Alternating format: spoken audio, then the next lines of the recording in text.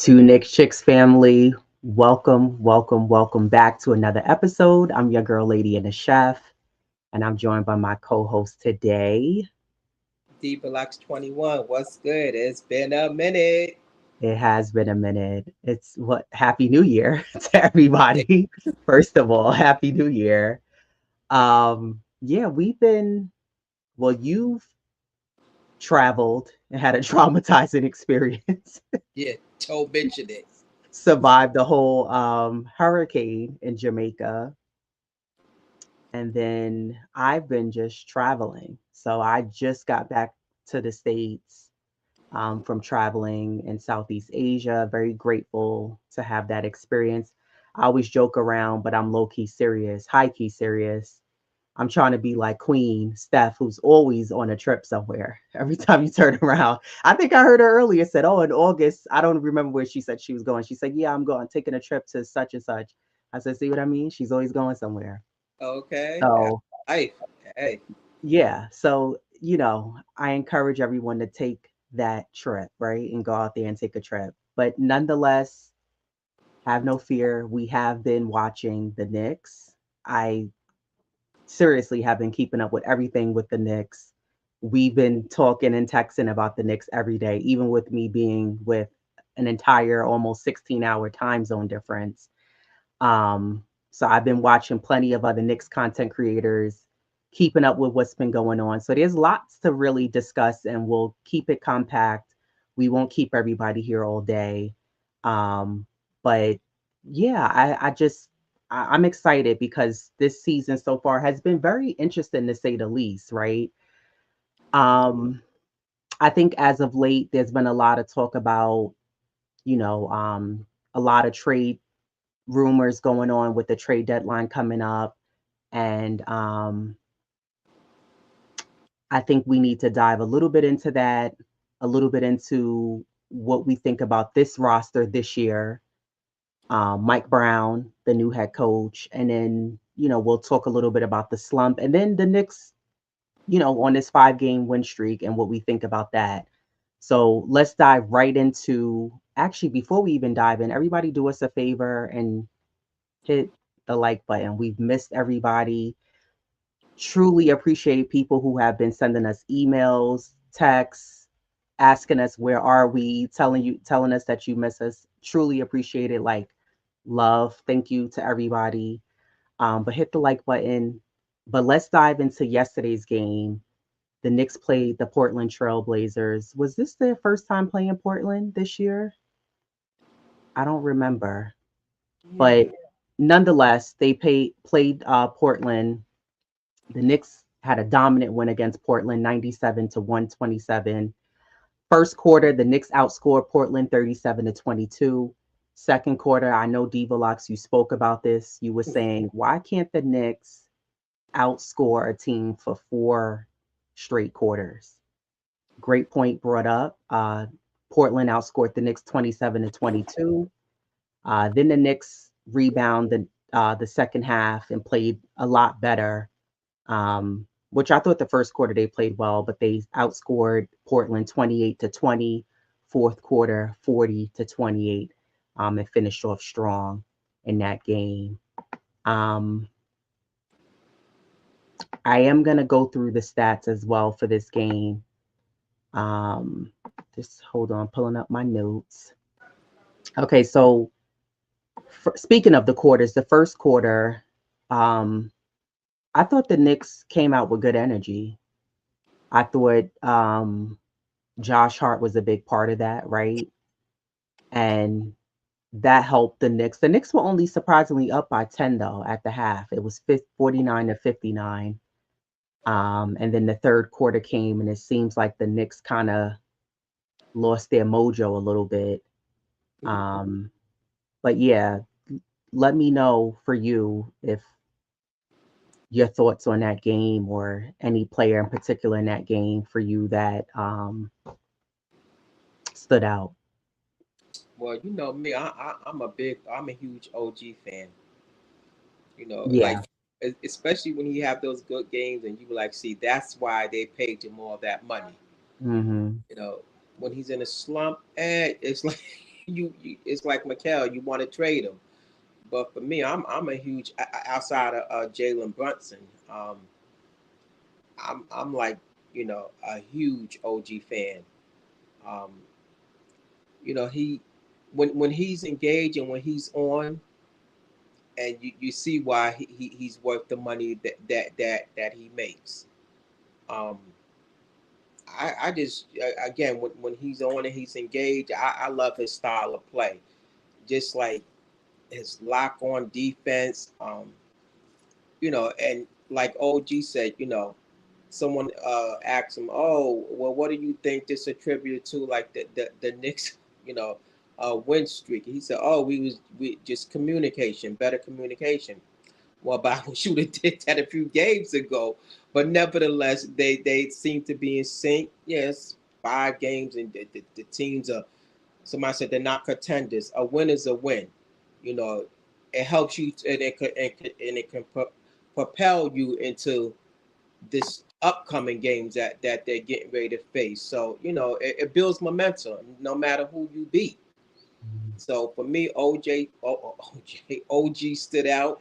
Um, you know, hard, and of course Jalen Brunson, but just OG, just the defense and locking down Avia, Mm-hmm. because that's their go-to guy. He had a horrible shooting night. So again, that just attributed to again the Knicks defense, which by the way, what's their rating? Is it they're up there? I think they might be one right now. I'm a double check, but a good game nevertheless. Who the opponent was. It was a good game. I I thought the Knicks, this was a well-rounded win for the Knicks, right? I thought that defensively, I still think the Knicks have an issue with protecting the paint, right? I still see teams able to get easy baskets on the Knicks in the paint. And I think that that's something that still needs to be addressed. I feel a lot more comfortable when I see Mitch on the floor. Not to say it doesn't happen when he's in there, but it happens a lot less versus when Cat is on the floor. And Cat's defense is very questionable to me a lot of times at night, every night when they play. Um, with Cat, I find like he won't even contend when a guy's just shooting a midi. And I'm just like, sometimes I'll rewatch the games over and over, and I'm just like, why wouldn't he put his hand up? Like he may jump out, but there's no hands up or checking a guy.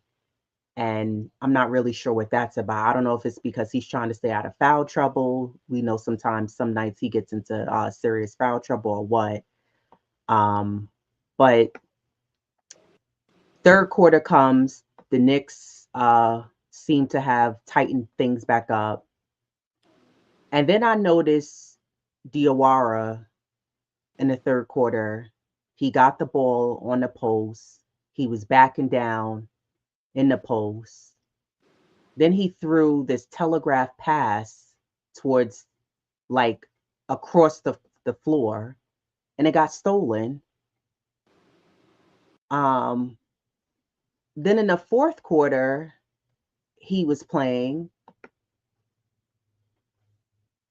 and he drove to the basket and missed a wide open layup. And I was like, I'm not going to be hard on him because he's still developing, he's still working on his game. I heard Steph say Diawara reminds her of Deuce in the sense of how Deuce, when he first would get playing time, he would come in and chuck up shots no matter Yeah, what. it's that raw talent. Yeah, Right. And one, to me, his handle looks very suspect. Like when he's dribbling the ball, I'm like, it looks like that could get stolen. I don't know. I maybe I need to see a little bit more of it, but to me, it looks like somebody could just easily be like snatch and then they're down the other end of the floor. But I think that that's something that I can see him improving on and getting better at. I'm not gonna scold him on that, but I did notice that, and I was just like, dude, like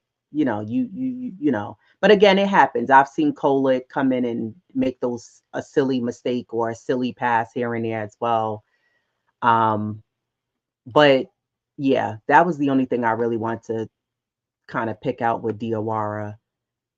But the players for me that stood out was Josh Hart. I thought Josh Hart was a difference maker in this game. He played well in the first quarter. His energy was great. He's playing with a fast pace, which helped the Knicks play at a fast pace as well. He utilized his speed to get to the basket and get easy buckets at the rim. Um, and his energy and pace was effective for the team, right? It's like a domino effect when he plays like that.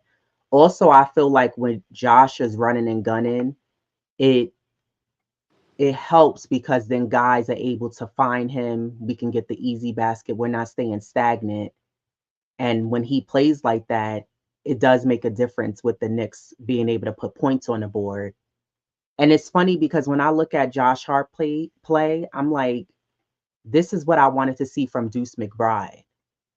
And this is no knock on Deuce, right? Deuce's shot has gotten better.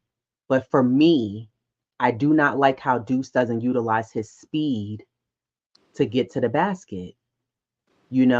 And like Josh, I will say, teams aren't really checking Josh on his jumper. I don't think people are believing it yet.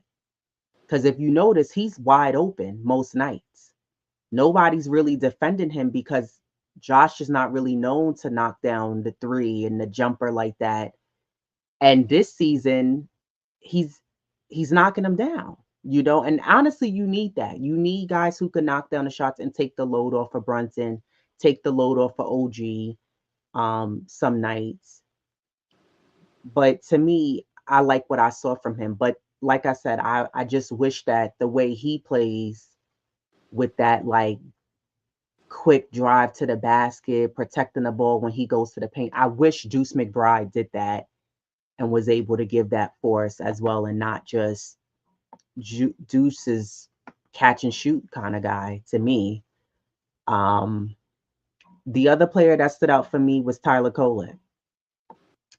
For some reason, for me, when Tyler comes in the game, he's a difference maker, and that it seems like the other guys who a lot of times you don't see moving or really making anything happen. I think because of the style and the way Tyler plays, he's like a pass first kind of guy. And he finds those passes to get to Mitch, to get to Cat, to get to Mikal. It just, I don't know, something about the ball movement and the movement without the ball is a lot different when Kolek comes in a game. He stays ready. He's being a student of the game. He's making the right passes. He's getting better each game. And he seems like he knows what he wants to do when he drives to the basket, right? He's not driving and just always kicking it out. He's becoming more and more confident in his three and then just driving to the basket, which I'm appreciative of. And then the other guy I want to give credit to is Cat. Although he didn't score a lot of points, he made some really great passes that were beneficial for this team tonight. Carl Anthony Town had 14 points. He was 5 for 12. He was 1 for 3 from the 3-point line. He was 3 for 4 from the free throw line, but he had 20 rebounds. And I heard, I don't know who was the commentator, but they said like, yeah, he's number one in rebounds. So Yeah. like the stats are saying one thing, and I think this is a whole nother conversation because you and I have been kind of trying to pinpoint like why Cat hasn't been playing the way we've been hoping and expecting him to play, right? There's a whole plethora of reasoning on that. But I mean, if you're gonna at least give us 20 rebounds, I'll take it. Not to say giving us only 5 points, because I think you said it. You said, why does Cat only score 5 points? You said, is he gonna score another basket? So yeah, I do think that, giving us more than 14 is solid, but we know he can contribute and give more, um, you know, for us in a game. But I think he did a good job grabbing the boards. I did notice at the end of the game. I don't know if you've seen it. I had text you that somehow the cameras was on Kat and Mitch sitting on the bench, Oh and yeah, they were having a disagreement about something. So the cameraman caught it at the right time because Kat was trying to tell Mitch, and you could tell by the body language. He was like, "No, you got to go," and Mitch was like, "I," like that, and I was like, "What's going on? What is going on the bench?" And I'm just like, see, I'm gonna have to go to my fave, either Instagram or TikTok, because the lip readers, they're gonna let me know what was said. They're very good at that. These people are professionals and they do it for free. So I will be checking out why or what was said and what was going on. And who knows, maybe they won't really say anything about it, but I hope that we get some scoop on that, because I was like, why are they going back and forth on the bench like that? I don't know if anybody in the chat noticed that, but yeah, they were going back and forth, and I could be making it more than what it is, but it didn't look like it was some basic little. It looked like they was a little player squirrel going on there. And the last player for me that stood out was OG. I think OG's been playing a lot more aggressive. His confidence is up. His corner threes have been knocking down. He's driving to the basket. He's hitting his mid range. He's using his handles to create space. His hands are everywhere defensively. He's deflecting passes. He's playing defense. He's doing a little bit of everything. And I think, yeah, OG has his moments where sometimes he may have somewhat of a slump, but he's still a lot more consistent than Mikal Bridges. He's still a lot more consistent than Mikal Bridges, because Mikal was the main one I was watching in this game. You scored 30 the last game, but then tonight you played 30. He played 33 minutes. He had 10 points. He was 3 for 10, 1 for 3 from the 3 point line. He was 3 for 3 from the free throws. He had 5 assists, 3 steals, and he had 2 rebounds. It's not, to me, that's not enough.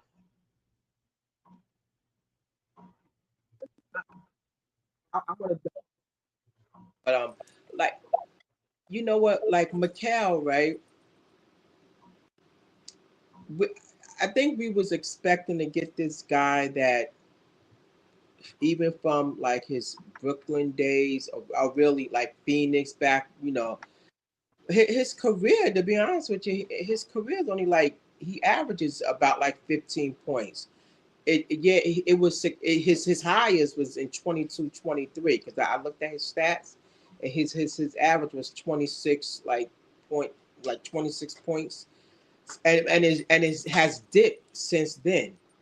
So I think, as fans, we feel because they gave up so many picks, that he should be giving us more, and he should be.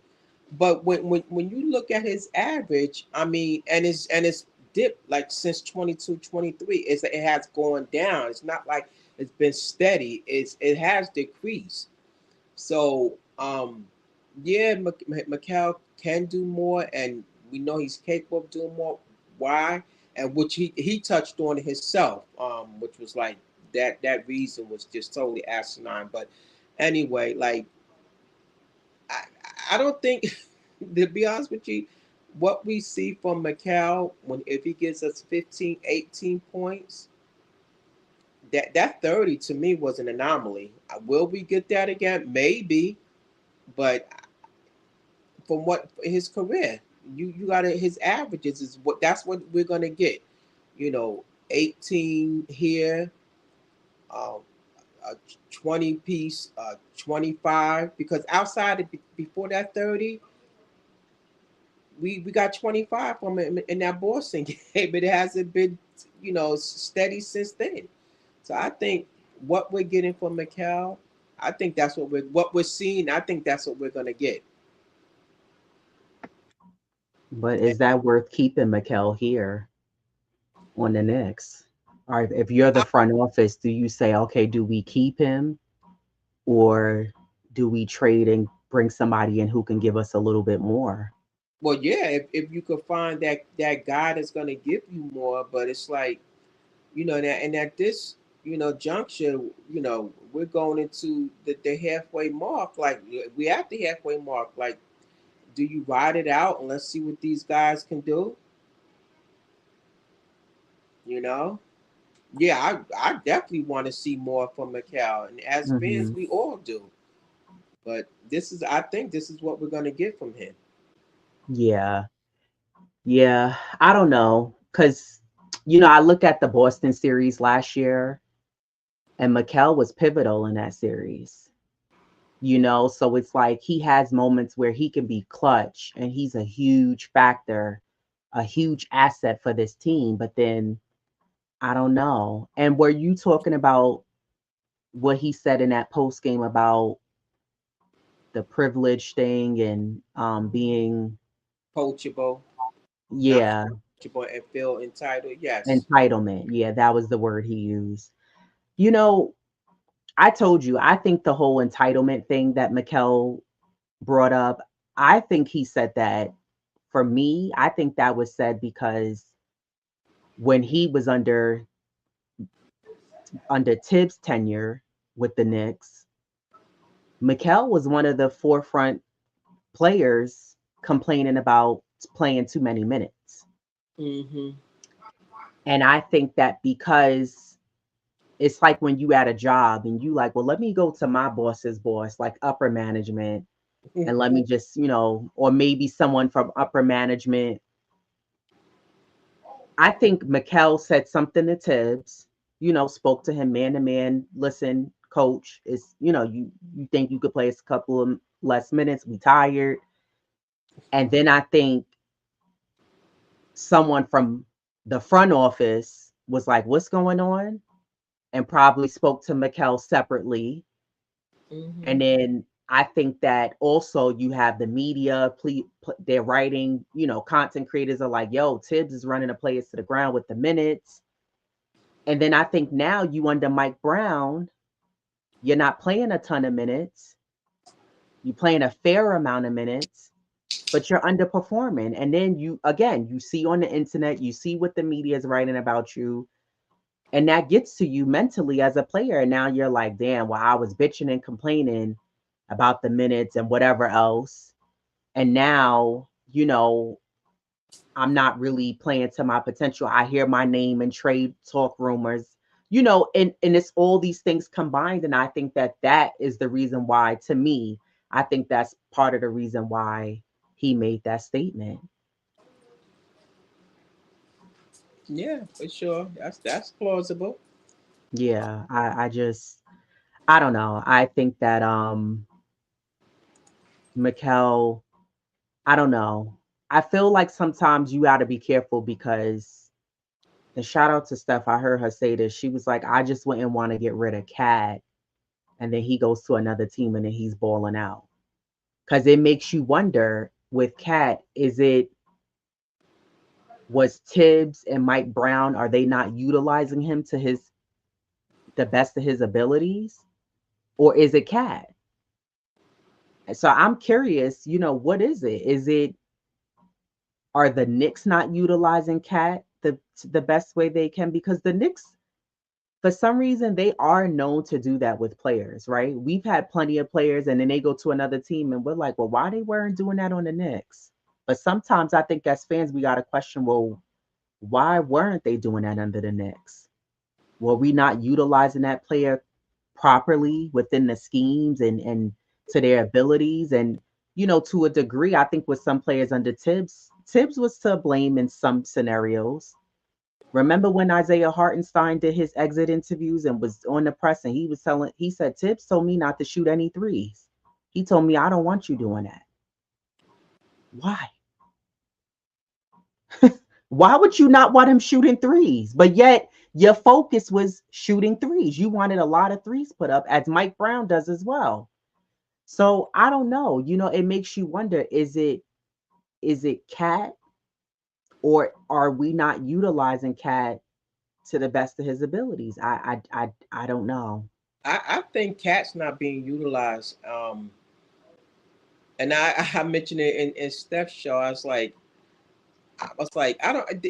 Their relationship is funky. Like Cat and Coach Brown. And when in the beginning of the season, I remember very distinctively when Cat used to go to the bench, Brown used to stop him and talk to him and like coach him. I don't see that now. Like he would talk to him and I guess maybe point out little things that he observed as a coach, coach player, relationship. Now when Cat goes to the bench, it's like he just go right to his seat. Like Brown don't stop him before he, go to that to the bench and like, just speak to him and let him know like whatever they were talking about. I don't see that dynamic anymore. So I mean, I think that relationship has changed for some reason. You know,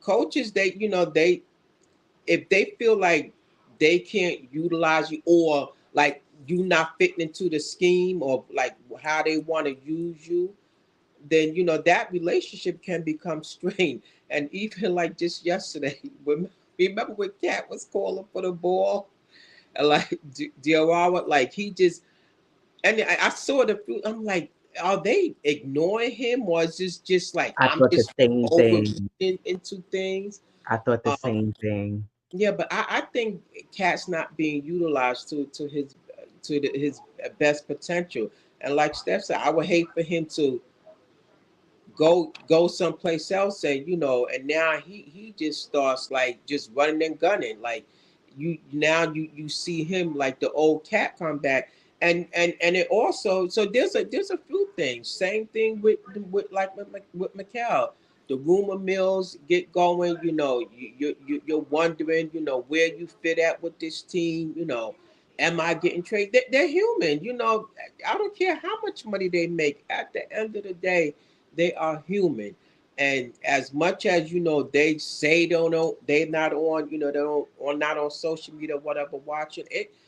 At the end of the day, they're humans. So, and I think some of that plays a big part.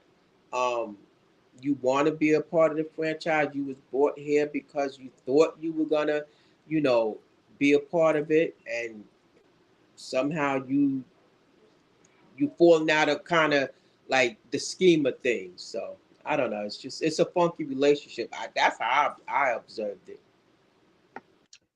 Yeah. I'm not sure what's going on there, but there is definitely something going on because even Josh Hart was saying how um as OG, he also kind of made a comment about, yeah, the communication's been better.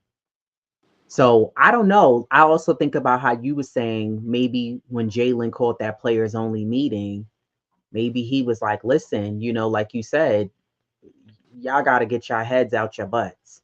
You know what I mean? And really wake up. Like, what's going on? Because it's true. You can't.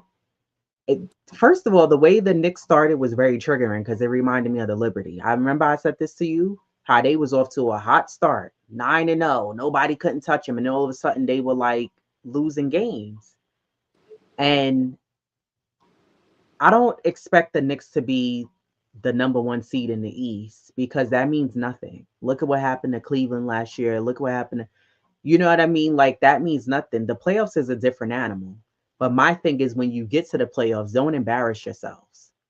Don't be a one and done first rounder. Don't you can't do first or second round. You've already proved you can get past that. But I'm not sure if this roster is it to get all the way. I think they have the potential, but I don't know because like perfect example, the way they played against Portland, the Knicks didn't look stagnant. They looked like they were running plays. They looked like they were moving. But then you have some nights with the Knicks, and then they just look like they're just standing around. Like nobody else is taking initiative to do anything to get to the basket. And that's what drives me insane about this team because the only person that are like look to score and do something is Brunson. And then you have people that'll complain and say, well, yeah, Brunson is ball hogging. Yeah, because when he passes it to other guys, they're either not doing anything with the rock, or you know what I mean? You're not looking to score, or you passing it right back to him. So he's like, well, I'm gonna do what I need to do. We're trying to win here. So I don't know. I think that, and I thought that we were gonna move away from that under Mike Brown, but I still sometimes when I'm watching the games, I'm like, there's nothing happening. We're just the offense can be very stagnant. Not to mention the defense problems still haven't been addressed. The perimeter defense has still been trash. You know what I mean? If it wasn't for Mitchell Robinson, you wouldn't get no offensive rebound boards like that. So I don't know. I think that this team is missing those gritty dogs. You know what I mean? Like we don't have that. And you need, like you mentioned earlier, you said like hell, even try to get like a Jose Alvarado. You need like a Dante DiVincenzo. I'm ready to knuck and buck right now. Like you threw an elbow, we scrapping right now because I'm trying to get this win. I don't care who's in front of me. Those are the kind of players I want to see on the Knicks. Like Brunson, and that's why I have a lot of respect for him because he don't care what defenders on him.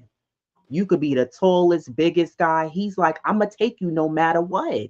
Yeah, And that's the kind of players that we need on this team where you have this no holds bar, no fear. And that's why when OG just keeps his foot on these players' necks, he can do whatever he wants. Cause when I'm watching OG and he's in his bag, I'm like, yo, why does it look so easy for him? OG making the simplest baskets, but it's because he's analyzing the game and he's not allowing any defense to stop him. And another thing I forgot to mention with Cat is that Cat is his passes are really he throws really great passes. yeah, yeah, And it's like you need a big man that could do that because Mitchell Robinson can't do that. He can't stand at the top of the key and throw a pass when you got a guy cutting to the basket. And you know, I do notice that the Knicks again, I remember I used to say this when we had Isaiah Hartenstein on the team. When the Knicks cut to the basket, they're a lot more successful. And they did that a lot last night. And when they do that, they're a really good team. They're a dangerous team. But I don't know. How do you feel about these 5 wins? Because these wins were against teams that are not that good. again, I say a win is a win. They've held their opponents under 100. Out of the 5 games, those 4 games that they held their opponents under 100 points. So that means the defense is there. So we know they're capable of that. It just has to be on a consistent night in night out basis. It's like you can't take a night off, and you're gonna have an off night, but it has to be a concerted effort. You know, I feel great. Because again, this will build momentum going into these next games that they have coming up. They got the Lakers tomorrow, the Wizards. And you can't count nobody out though. You know, you don't know. A game is about runs and who imposes their will. So again, you can't count nobody out. Um, you got Denver coming up, Detroit that's coming, and I forgot who was the other team that, but it's a 500 team. So again, you can't count nobody out. Those 5 games, it can lead into again, they know they're capable of winning, and they just have to just get back to those winning ways and stack some wins. And 5 was the catapult. Then why not? Yeah. I don't know. I think I need to see the Knicks playing against, what are you Oh, gonna they do got against? Boston. I'm sorry, coming up. Yeah, but like, what are you gonna do against Boston, who's been playing well Yeah, without they're Tatum? tied. Right. What are you gonna do against Detroit, who you didn't have an answer for earlier? What are you gonna do against LA when you play against you know, Luca and the gang and Denver and teams like that? Like, what are you gonna do against those teams? And that's what I'm excuse me, that's what I'm curious to see how this Knicks OKC is another team. What are you going to do when you play against teams like that as well? So I don't know. I'm curious to see how the Knicks find a way to rebound, and I don't want to say rebound, but continue on this streak, because the last thing I want to see them do, and I remember you mentioned this, is win 4 games and then you lose 2 or 3, then you win another 3. You got to have a little bit more consistency than that. You know what I mean? Like, I'm happy they're on the win streak and I want them to keep it up. And I'm hoping that the Knicks really like put that behind them, that slump that they were in, which is fine. Teams go through that, but don't let it happen again. Where you lose 9 out of 11. Like, that's too many losses, and especially a lot of those losses were against teams that the Knicks could have for sure beat. So I don't know. I'm really gonna be watching closely to see what the Knicks do, and against these upcoming teams, and see how they continue on their streak. Against those teams. I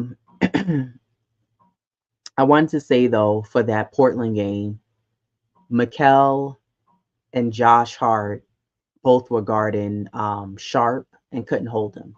Oh yeah. Like, he did whatever he wanted to do, and they just didn't have an answer. And I want to kind of quickly tap into Mikal, because I think I was saying this to you, like, Mikal doesn't get injured because Mikal plays like he's at a job with a pension, and he's just trying to get his 20 years in, and then he's looking to retire. He doesn't want to get hurt. He has perfect attendance, which is great. He's not a liability injury wise. But if you notice, when he plays defense, he can play good defense, but he plays safe defense. There's a difference. I'm playing it safe because I don't want to get hurt. And he just coast. He knows how to coast along. Like, I can give you 25, 30, but you may only get about 12 from me tonight, maybe 10, 14, 16 if it's a better day. But he coasts. It's like I'm doing my 20 years at this job, and then I'm getting out. Because I want to retire, I want to chill. And that's how he reminds me of how he plays on the Knicks. He's coasting by. And I was saying, I really thought about this. I said, yo, that's why he's never gotten hurt. Because he plays safe He defense. avoids contact. He Yeah. avoids the contact, right? So I'm like, what? I mind boggling. And that's why I said this is who Mikal is. You know, you may you may get a 30-point game here, 25 there, but that's few and far between. So, you know, and his numbers have dipped. So I think this is who we're gonna get. Yeah, he gonna turn it on, but we need it to be a consistent, offensive or output, with him. So Right. I don't know. Yeah. I do like Tyler Kolek playing the backup point guard.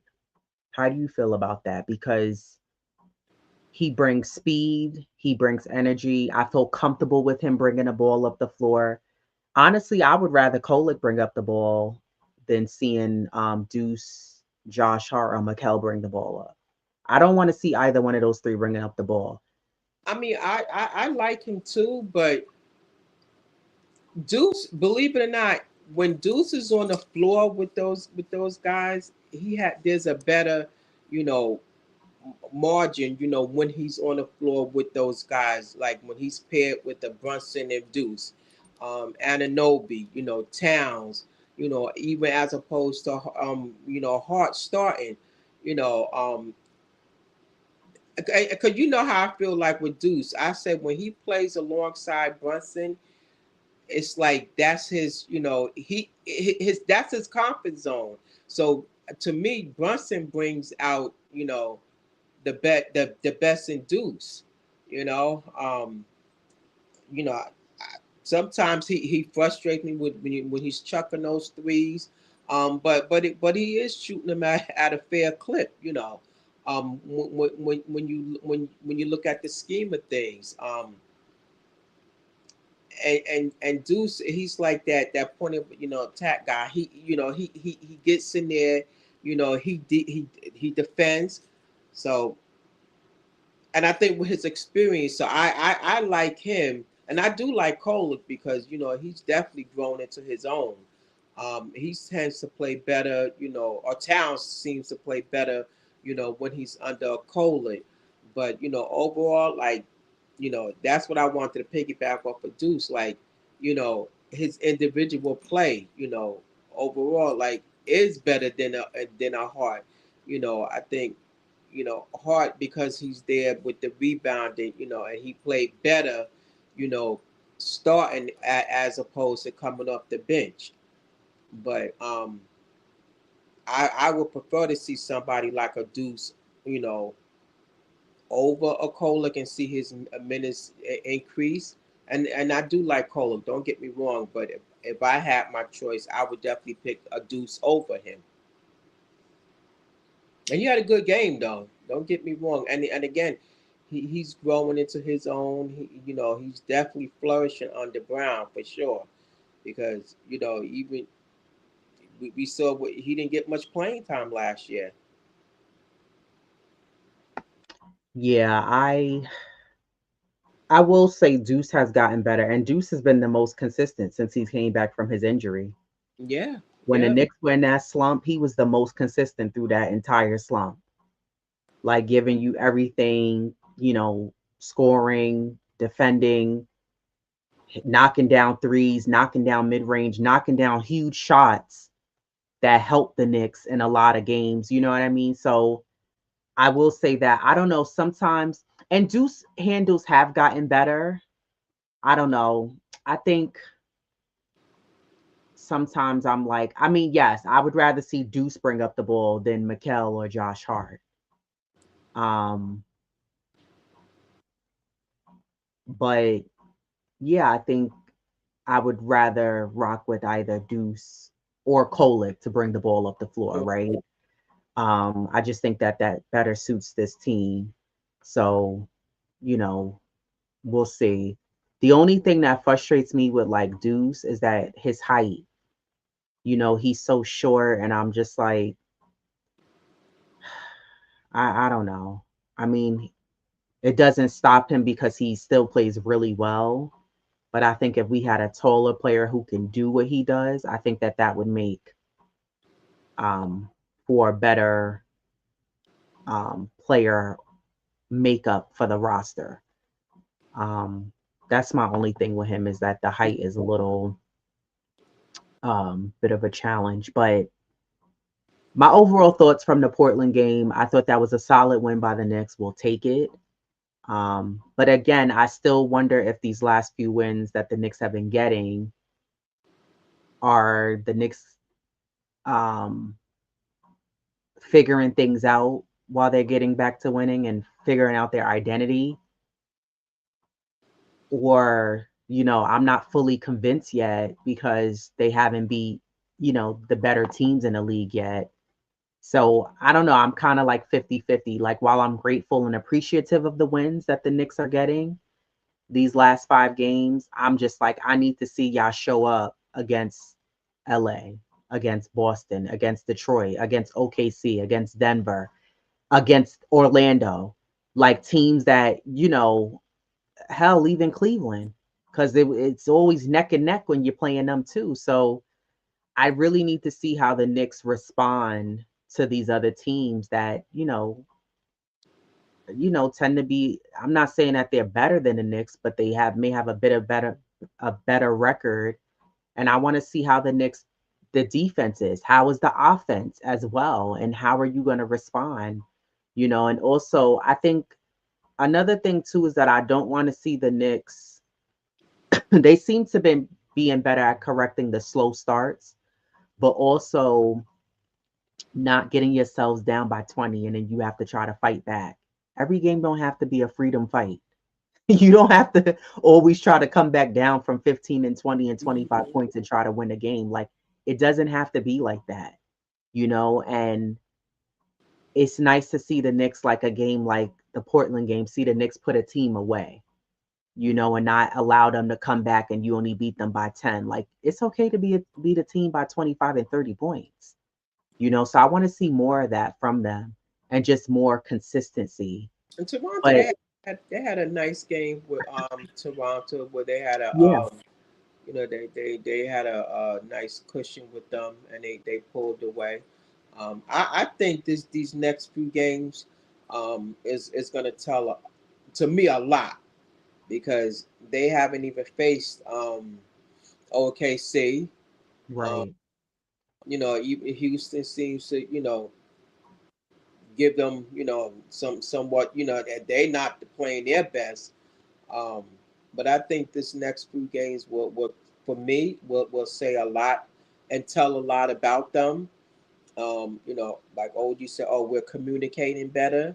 Well, let's see if how that translate, within these next few games. See if that communication is still there. Um, I think, by Brunson calling that players only meeting, you know, did that do something? Did that light a fire under them? I think so because like you like you say you gotta block out that noise, stay off that social media, and the coaches is not gonna do it for them. They have to do it. The coaches they're the coach, but as players they got to go out there and on that hardwood and like like and win. I was gonna say something else, but I don't want to curse stuff.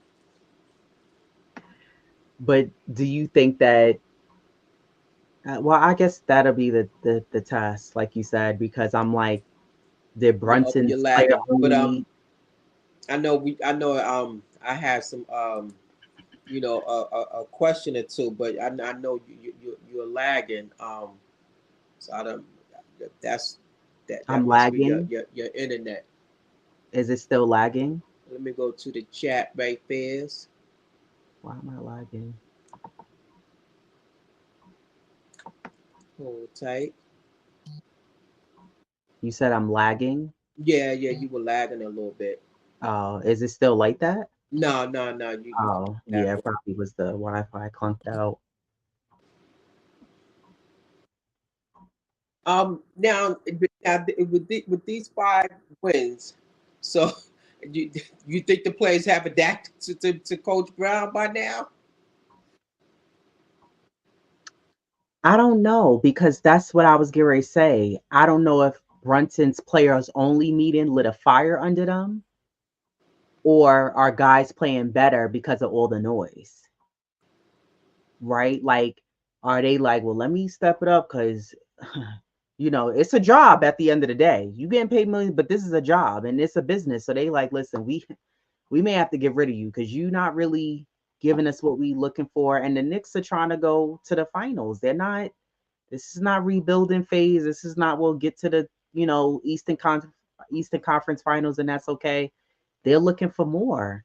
So when an organization is on that type of energy, you can't be out here, playing mediocre and giving half-ass performances and you were getting booed a few games ago and just looking a hot mess.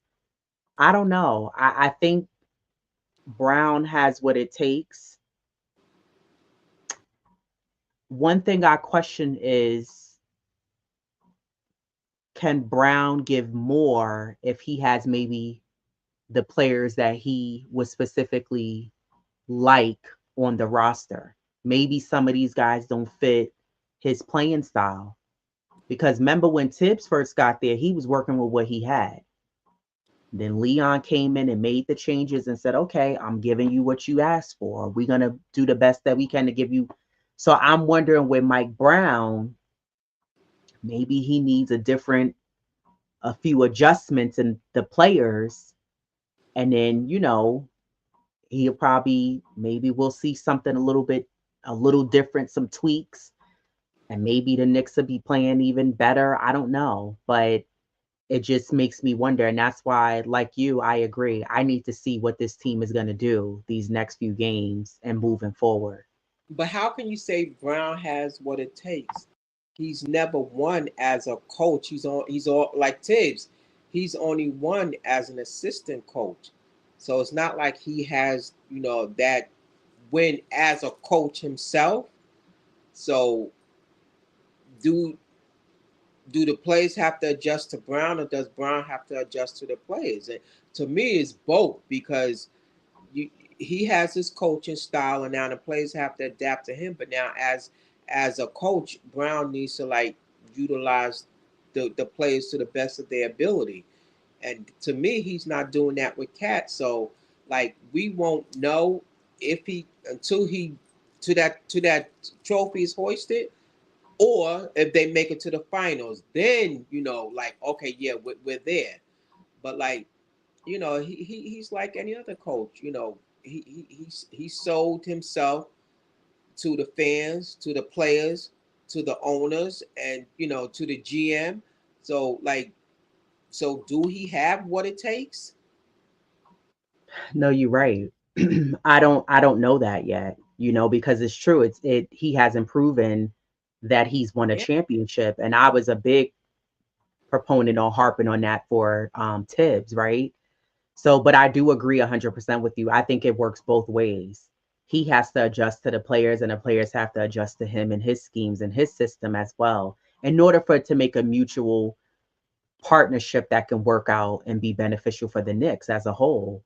So I do agree with you on that. But I don't know. I think that I don't feel confident that this roster is it to get you all the way there. I'm not, I think that we need a few, like, I don't want to say a few, but I think we need a tweak or two. Like, when I watch this team, I don't feel like the Knicks have enough players that drive to the basket on their own, right? Like, we don't have enough of that where we have players who just take it to the basket. You know what I mean? And impose their will. So, and you're gonna need that in the playoffs. The shooting the threes all the time, that's not gonna only be the answer. Look at Boston. They thought that that was gonna work, and that's not the answer. You can't just try to shoot the lights out from the perimeter. But I don't know. And then like even me and you were talking, and I was like, I think the Knicks should try to go after Giannis. And it's not because I'm anti-Cat, but I think that Giannis is a better player offensively, and you need somebody who could get us buckets. No, he's not the best defender either, but I think he's a bit more of a stronger presence in the paint than Carl Anthony Towns. And I know there's some people some Knicks fans who feel like, well, if you trade and bring Giannis as a team, the Knicks will be taking steps backwards because now he has to get implemented into the system. They got to get adjusted to playing with him and yada, yada, yada. And I get that, but I feel like this: you have to be adaptable to change. It's like when you at a job and the company's like, yeah, we're going to be using these new type of trucks, or we using this new type of system. You may not like it, but you got to roll with it, learn it, and move on.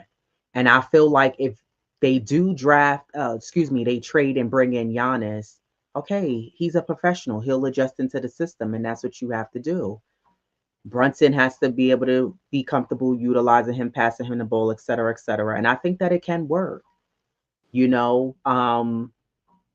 And I know there's been talks about Drew Holiday and him coming over, um, which I don't know. I mean, yeah, you could bring him over. He has the experience, but I don't know. I think right now it's still working out with having Deuce and Kolick as the backup, but I do still think that we need some type of shakeup, not a major one, but we need something else. I don't know if this roster is enough to get you past because I'm just thinking, okay, flash forward, you're in the playoffs. Now, last year, Detroit hell of a series. That was the best first round series. The year before that, when the Knicks played the Sixers, that was a great series as well. But I'm wondering, okay, two things.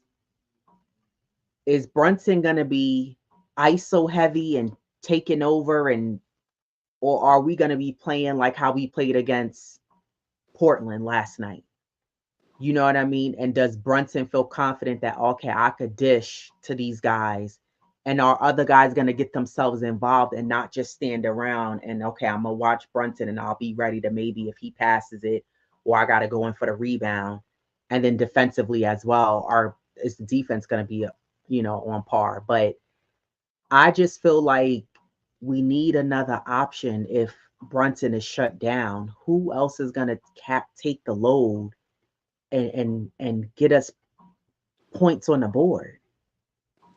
So that's where I'm kind of like, and the problem is with the Knicks is sometimes it could be OG, sometimes it could be Cat, sometimes it's Josh Hart, and I don't know why we can never have, I don't want to say never, but on a consistent basis, the Knicks can never have it where it's um prime example, like when Mitch has a good game, why doesn't no one else have a good game as well and we don't win the game? You know what I mean? Like Mitch will ball out and have a great game, and then where was everybody else? Or it'll be like Brunson and maybe OG, but we could never have like three guys on the team that have like a solid good game. And I'm not saying it doesn't happen, but it doesn't happen often enough. Mm-hmm. You know what I mean? So I don't know. I think that the organization does need to bring someone over here, because I don't think that this roster is enough. I think we need something is missing to me. I don't know your thoughts on that, and the Knicks bringing and possibly making a trade. I mean, we definitely need to shake it up, but my thing is like, okay, if you do bring in that 1-2 piece, those two players, like, then where does will they get there? Because now you shaking things up, and we're at the halfway mark. You know, what kind of chemistry can they build? And everybody always thought like, oh, the East was for the Knicks, to take this season, because the Pacers, look where they're at. Boston seem to be holding their own, so that's like they're right there neck and neck with the Knicks. So again, that's why you can't like count any team out. So if they bring in that player that's going to get them there, you know, will it be this year? Or are you looking for next year? Yeah, we definitely need to shake that roster up, because the way that they're playing, like their net rating, is just like it's horrible. It's like 4.7 compared to like Boston and like Detroit, and they're playing less minutes, as a starting five with the Knicks. So it needs to be shaken up. And if it's Cat, I mean, I again, I'm like with Steph. I would love to, see Cat, here, because I have to. If he do go somewhere now, you see, Cat's balling out. But that's a dice you got to roll, and just hope for the best. And can they build that chemistry? You know, will that consistency be there? That cohesiveness, all that plays into it.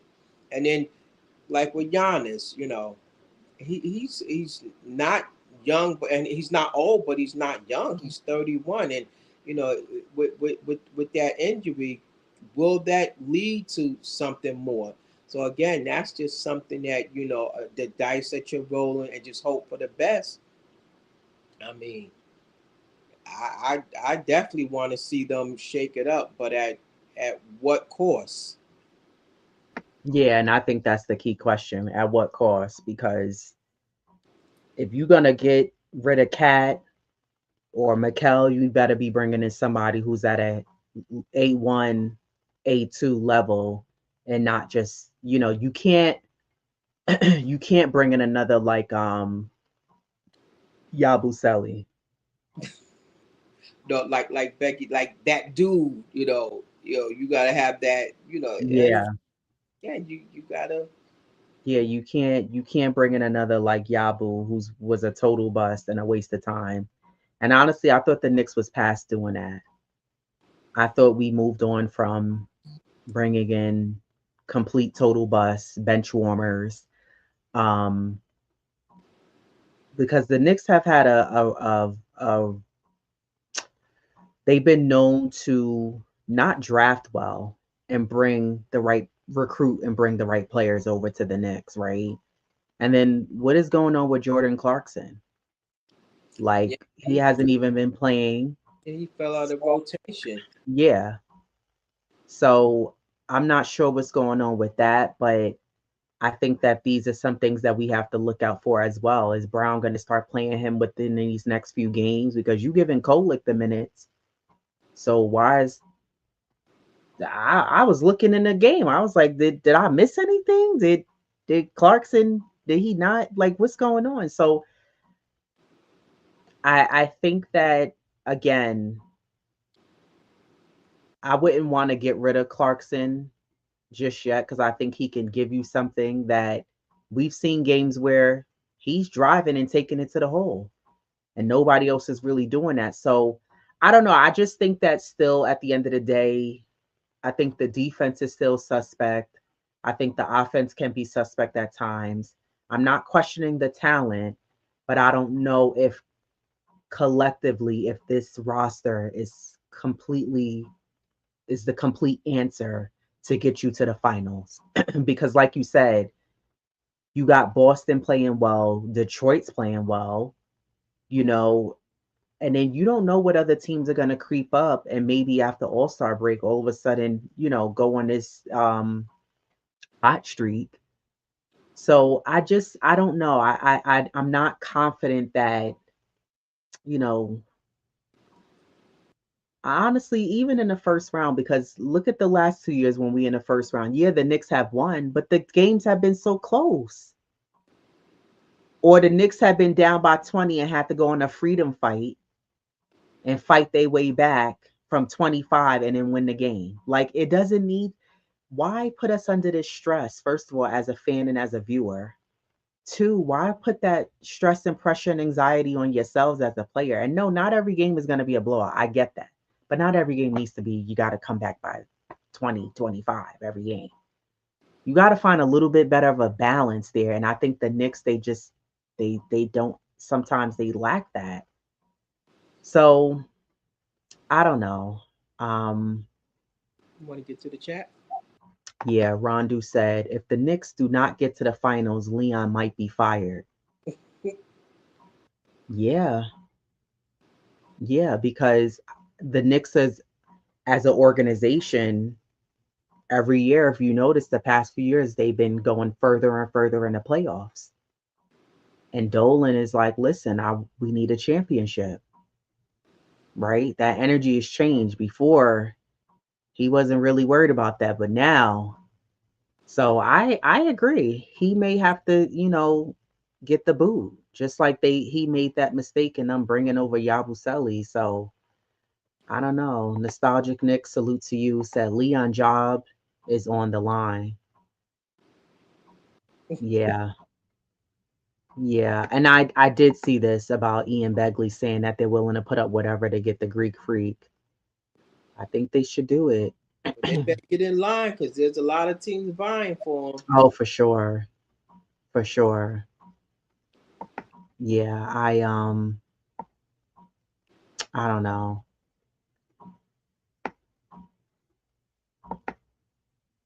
Nostalgic Nick 7 said they are saying Alvarado and Missy from the Pelicans for Yabu and Pacone.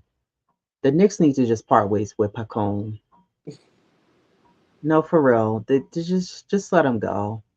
That was another pick that they took that it's not going anywhere. Yeah, it's just not It's going. not just move on from him. We're wasting time. I'm tired of seeing him in a uniform and there's nothing. If you got Diawara and other guys getting more playing time, you got to let them go. It's the math is not math in there. You just got to let them go. So salute APAP 1586 said, I do not trust our defense. Yeah, I feel the same way. The defense is very suspect. The perimeter defense hasn't gotten better. That hasn't been addressed or corrected. And for some reason, the Knicks defense as of late, if you notice, everybody's crowded in the middle. This is what I'm saying. We didn't break the old habits from under Tibbs.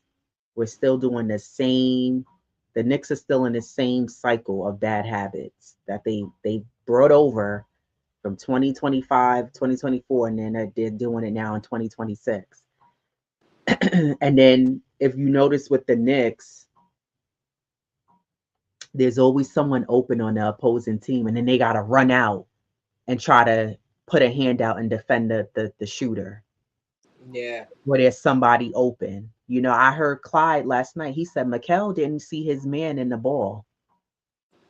He was too busy looking in the middle. And I don't know why the Knicks that this is what I mean. Like, even if you're one of the assistant coaches, you're watching film. So why are you not addressing that? Why are we all crowded in the paint and teams could just float a ball at the top of the key? And they just do it until somebody's open. And then the Knicks, now somebody's trying to rush out to the shortest point of the 3-point line or get out. And then they do that. And then whoever catches the ball on the shortest end of the three, now they may dump it down in the paint because there's nobody protecting the paint. It's just the defense it's a hot mess on the Knicks. So what's the difference between Giannis and Damian Lillard and Giannis and Jalen Brunson? Well, Damian Lillard and Brunson play two different styles of play, at least in my opinion. Lillard is good, but I think with Brunson, I think Brunson's still under this stage where he's learning to be more of a passer and a facilitator, and he has to continue to work on that, and trusting the players that he's with. And that also, this falls on Brown and the coaching staff. You got to make sure that if Giannis comes to the Knicks, him and Brunson are working in tandem together. Yeah, yeah. You know what I mean? Like, you got to make sure that that works. It can't be, well, we gonna do the same treatment like what Cat is going through, calling for the ball and nobody. That's just not gonna work. Also, I feel like Giannis is very outspoken and he's not gonna stand for that.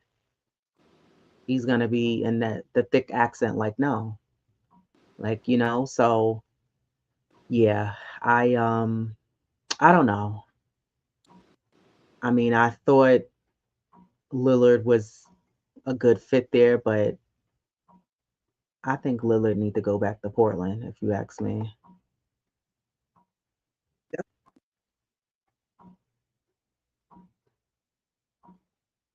People are saying the Knicks are trade for Giannis. APAP 1586 said, I think James Dolan was at the meeting. You think so? I mean, I'm sure he knows what was going on, right? J Boogie said, what's really good? The family is on salute, salute, salute, 3 capital S's. Salute, J Boogie. I was watching the show you was on last night. Coach Sar, salute, long time. Coach Sar said I wasn't lagging. Maybe that was you. Oh, it might have been. Yeah. Nostalgic Nick said, I'm excited about the trades to improve the team. Yeah, I'm excited to see what, I always say with the Knicks front office, it's like when you watching like a good show on like HBO or Stars and you see the preview for next week and you like, or you watching that new episode and you're like, yo, I didn't think that's the Knicks with trades. It's like it catches you off guard. You don't really know. And I'm just hoping they make the right decision and don't just bring anybody over here. Wonder Woman, salute to you, said, happy you're back. We are back. We will be back with consistent uploads.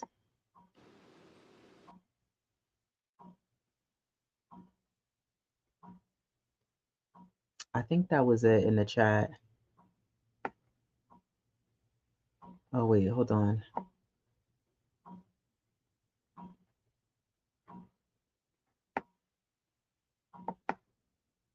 SGS 1564 said, don't respect Josh's jumper. No, no one's respecting his jumper. Listen, let teams continue to sleep on Josh's jumper. Josh has gotten a lot more confident too with his shooting.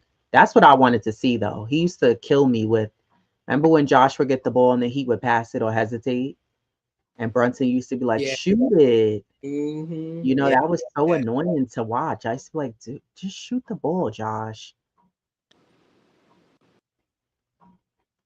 Jay. He said, oh my goodness, my Knicks chicks are back. Salute, Ajay. Jay. Just Knicks, salute to you.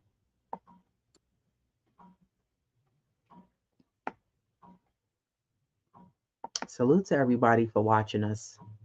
Hit that like button, y'all. And yeah. So the Knicks do play tomorrow. They play LA at 7. I was going to say 5 because it's 5 my time. Um, they play LA and then they play, The Wizards. yeah, Tuesday, and then they play Denver on Wednesday. Oh, back to back. And then they play Friday, Detroit. And then they got Yeah. And then Boston on Sunday. So this is going to be a good week full of Knicks games to really see what this team does. I'm going yeah. to be locked in because I really want to see how the Knicks respond to these teams. The next few games are some interesting ones too. You got the Pacers, Detroit, Chicago, Cleveland, the Spurs, Toronto again, Thunder coming up. Yeah. So And they got OKC, which they have yet to play March 4th. Which OKC, teams have figured them out. Let's see if the Knicks got yeah, a memo. You know, right. Yeah, teams. I've noticed that Yeah, yeah, yeah. teams have figured out how to beat OKC. Danny Landis 8487 salute said Bridges is not worth 5 picks, maybe 2 at most. Yeah, not for what he's given his team. He's not worth it at all. So yeah, I hope the Knicks are able to make it happen and get Giannis, and hopefully we could get somebody else. If that means giving up Mikal Bridges and maybe Cat, listen, you gotta do what you have to do. Diva Locks is in New York. Diva Locks is in New York. Um, I'm not in New York because I'm always on the road. I don't really have a home. I'm just always on the road. So no. But no, Diva Locks is definitely in New York. So I'm a plane ride away though. But yeah, no. We are New Yorkers. We rep New York, but I'm currently in I'm in Utah, which is so random. But I'm in Utah. Shout out to Utah though. I'm not a jazz fan, New York fan.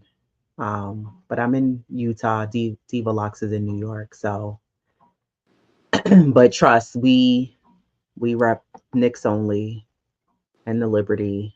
Um, and shout out to Unrivaled. We definitely have to get to an Unrivaled game for sure. Um, since the WNBA looks like it's going downhill. But yeah, anything else for you before we get out of here? Nah, I'm just excited for these next upcoming games. Even the Wizards, like I said, you can't count no team out. You know, Yeah, they just got that consistency is what I'm looking for, and communication. Like OG said, no, we just figured it out and we're communicating better. I'm also looking forward for the next 5 games, and that's all I have to say. Yeah, no, for sure. I agree. Like I said, I'll be watching the games. I'm not sure.